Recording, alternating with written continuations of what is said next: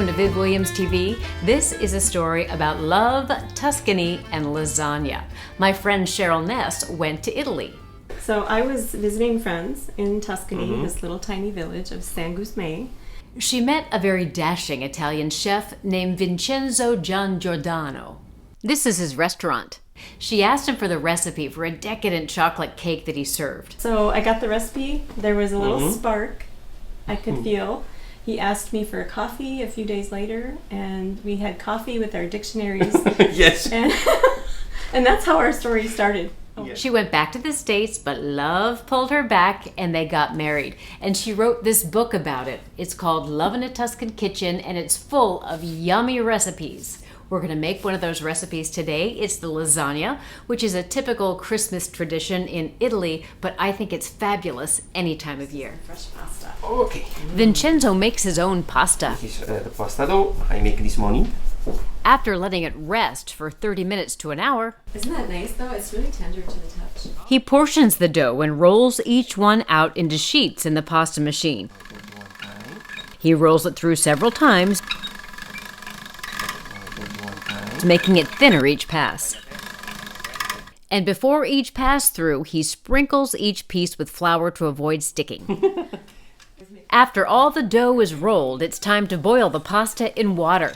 Add a little bit of salt. Not too much. Boil just 2 sheets at a time. 2 minutes. Then remove the pasta and dunk it in ice water to stop the cooking. When it's cool, he lays them out on a towel and repeats the process until all sheets are cooked.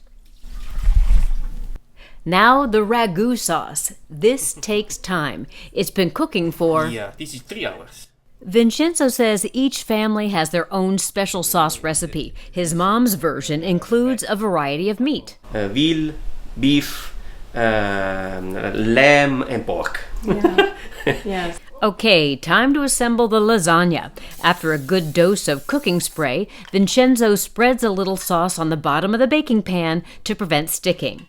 Then he creates the layers, starting with pasta cut to size. Yeah. So after the pasta, he layers sauce, then mozzarella cheese. He's got a great hint. Use pre-shredded cheese because fresh mozzarella is too wet and can make the lasagna a little too runny. So next he adds ham and parmesan.